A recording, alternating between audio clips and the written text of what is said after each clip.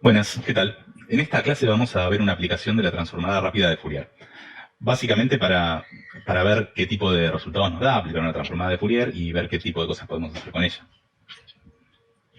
Bueno, vamos a aplicarla a un problema práctico que es la descomposición de una onda de marea en el Río de la Plata. Estos son los niveles medidos de marea para distintas horas en una boya que está en el Río de la Plata que se llama Torreo Yarvide. ¿Está bien? Y lo que vamos a intentar es agarrar esta función, aplicarle la transformada de Fourier y ver qué nos sale, a ver qué conclusiones podemos sacar sobre las frecuencias que componen esta onda de marea y jugar un poquito con eso a ver qué cosas podemos hacer. Si recuerdan de la teórica, la transformada de Fourier nos permite agarrar una función que tiene un fuerte componente cíclico y descomponerla en una sumatoria de términos. Cada uno es una sumatoria de coeficientes multiplicado por una base de funciones. Esa base de funciones son funciones seno y coseno de distintas frecuencias, justamente. Esa descomposición, que puede ser una interpolación, la podemos expresar entonces como una sumatoria de fn, que son los coeficientes de peso, las amplitudes de esas distintas ondas, multiplicada por esas funciones base seno y coseno, que en este caso están expresadas a través de números complejos usando la identidad, mejor dicho la identidad no, sino la fórmula de Euler. La fórmula de Euler me dice que si yo agarro cualquier número real a y elevo e a la AI, eso es igual que hacer coseno de a más i seno de a. ¿Está bien? En toda esta aplicación de transformadas de Fourier se usan extensamente los números complejos porque simplifican mucho la formulación y el cálculo. ¿Está bien? Si no están muy familiarizados con eso, bueno, es una pequeña complicación con la que hay que lidiar. ¿Está bien? Bueno, entonces, hacer la transformada de Fourier consiste en encontrar estos coeficientes fn. Hay muchos algoritmos para hacerlos. Ángel en la teórica explicó tanto la transformada tradicional, que es la que tiene muchas cuentas, como el método de la transformada rápida, que optimiza eso subdividiendo el problema, haciendo como unas particiones binarias del problema. ¿Vale? Esos métodos ustedes los pueden implementar siguiendo la descripción de la teórica, pero en esta clase no nos vamos a concentrar en esto, porque el problema de la transformada de Fourier es algo tan ubicuo, aparece en tantas ramas de la ingeniería, que prácticamente todos los paquetes de software, todos los lenguajes de programación ya tienen librerías capaces de calcular la transformada de Fourier en su variante rápida, normalmente. De hecho, muchísimos de estos programas y códigos utilizan la misma librería para hacer el cálculo de estas transformadas, una librería que es muy famosa y que está súper optimizada. ¿Está bien? Esa librería se puede acceder en MATLAB u Octave a través de la función FFT, donde le tengo que pasar el valor i, que son básicamente los valores de la función que quiero transformar. Y me devuelve directamente un vector con los coeficientes f. En Python se puede hacer lo mismo a través de NumPy, también tiene esta función fft.fft, que hace este mismo cálculo y me devuelve resultados similares. ¿Está bien? Entonces nosotros nos vamos a concentrar en aplicar esta función y ver qué nos da y interpretar un poquito los resultados y operar con ellos. Bueno, para hacer esto en Octave lo primero que tenemos que hacer es agarrar nuestros datos de la onda de marea, grabarlos en un archivo de textos y luego cargarlos en Octave con el comando load. Yo hice eso y después de esta variable datos extraje la primera columna, que son el número de horas, 0, 1, 2, 3, qué sé yo, hasta 95.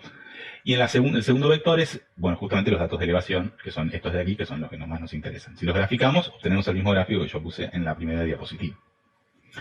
¿Cuál es el siguiente paso? Bueno, el siguiente paso es, ya tenemos el vector i, podemos aplicar la fórmula de la transformada rápida de Fourier, f igual fft de i, y así ya tengo los coeficientes.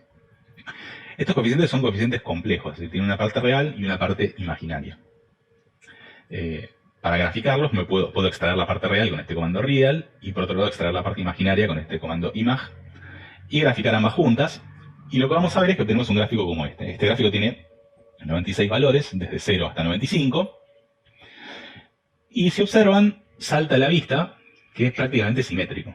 Es decir, la parte real que está en azul, primero tiene estos valores bajos, después tiene un pico, después baja, tiene otro pico, y si se fijan pasa lo mismo aquí, 3 valores bajos, un pico, baja, otro pico.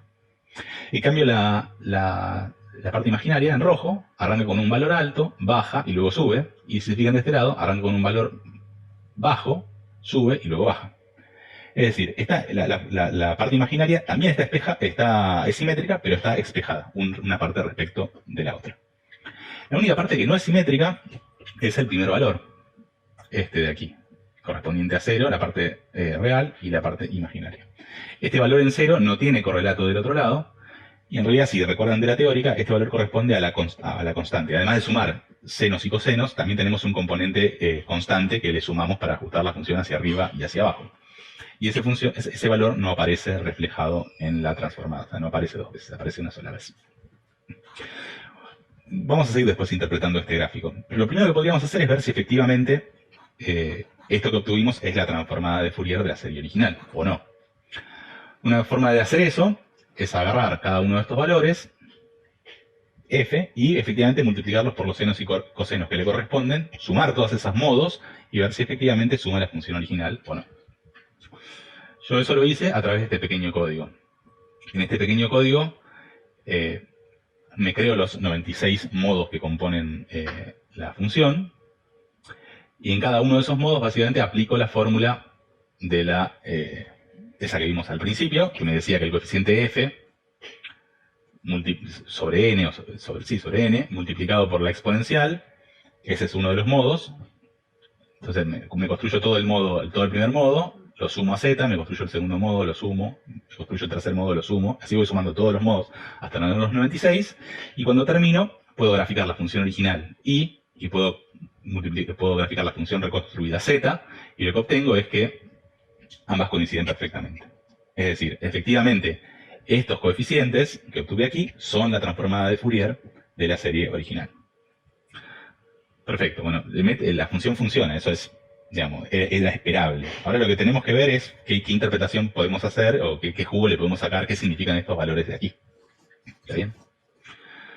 Bueno, antes de eso, una cosa que es importante destacar, me iba a olvidar, es que todo este código de acá que yo escribí a mano, implementando la fórmula que estaba en la primera diapositiva, en realidad en Octave y en la mayor parte de los lenguajes también viene incorporado en una función que podemos usar, que se llama IFFT, o sea, Inverse Fast Fourier Transform, la transformada inversa de Fourier, que básicamente recibe como parámetro el vector de coeficientes f, o sea, la transformada de Fourier de la función original, y me debería devolver la misma función original que ya tengo. Es decir, en realidad no tengo necesidad de construir los modos así a mano, sino que en la mayor parte de los lenguajes lo puedo hacer a través de esta función directamente. Vamos a después usarla también más adelante para uno de los ejemplos. Bueno, sigamos con la interpretación de este gráfico.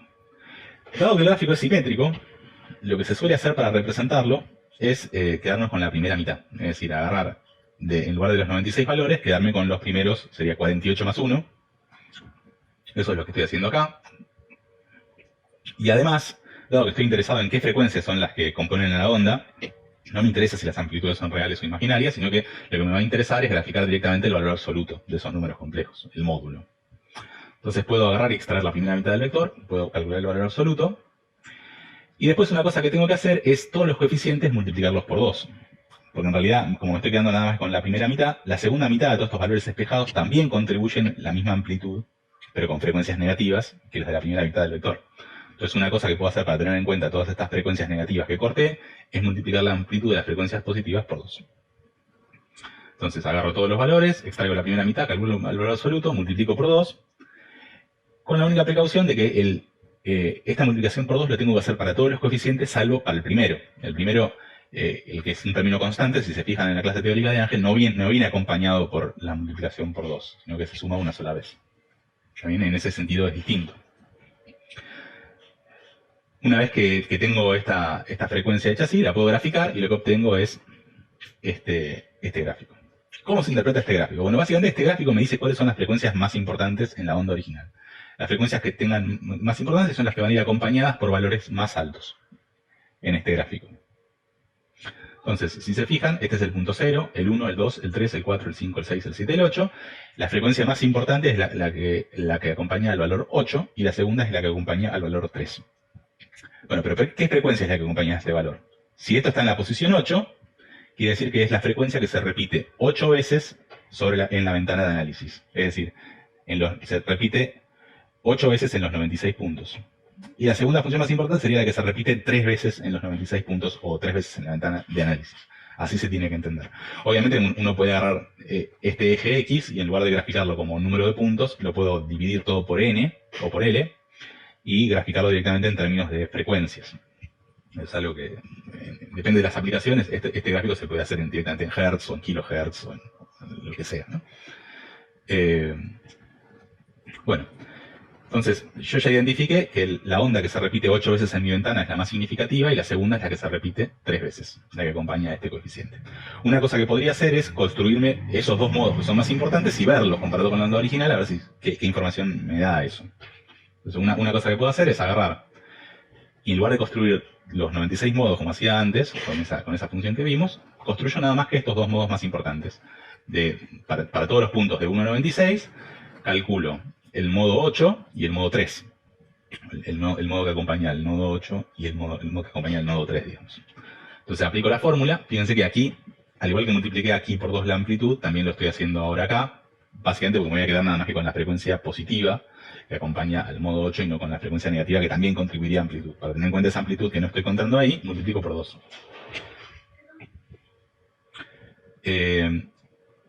Entonces, bueno, ya tengo los dos modos reconstruidos y los puedo graficar comparados con la función original. Tengo mi función original en azul aquí. Este es en rojo el modo que acompañaba, que figuraba como 8, este modo de aquí. Justamente, fíjense, se repite 1, 2, 3, 4, 5, 6, 7, 8 veces en la ventana. Y en amarillo tengo el modo 3, que es el que se repite 3 veces en la ventana, que era la que acompañaba esta amplitud de acá. Entonces, fíjense que a simple vista podemos ver que si nosotros sumáramos el azul y el amarillo, obtendríamos algo relativamente parecido al azul. Este pico rojo, al sumarse a este pico amarillo, subiría bastante más. Este pico rojo, al sumarse al pico amarillo, bajaría bastante más. Y en cambio, en otros lugares, bueno, quizás, digamos, esas sumatorias se compensan. Entonces ya no, por ejemplo, este pico rojo se compensa parcialmente con este pico amarillo hacia abajo y entonces queda más bajo de lo que debería y cosas así, ¿no? Bien, otra de las cosas que puedo hacer es, en lugar de quedarme con las dos frecuencias principales, o los dos modos principales, básicamente quedarme con los modos que tengan cierta amplitud, mayor a un umbral, y descartar todos los demás. Eso, por ejemplo, lo podemos hacer a través de este pequeño código, agarrando el vector f, calculando el valor absoluto de cada uno de los puntos, y poniendo en 0 todos los que estén por debajo de un umbral de 5, por ejemplo. Entonces, de los 96 puntos originales, me estaría quedando con 6 puntos nada más, y todos los demás los pondría en 0.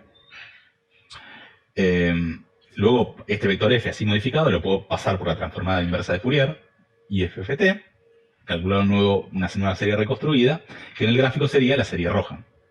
Fíjense cómo esta serie, a pesar de tener muchos menos modos, básicamente se ve muy, muy parecida a la serie original. Es decir, corté cualquier cantidad de modos, me concentré nada más que en los más importantes. De hecho, simplifiqué un montón el problema y veo que si me quedo nada más que con las frecuencias principales, básicamente casi toda la información sigue estando ahí.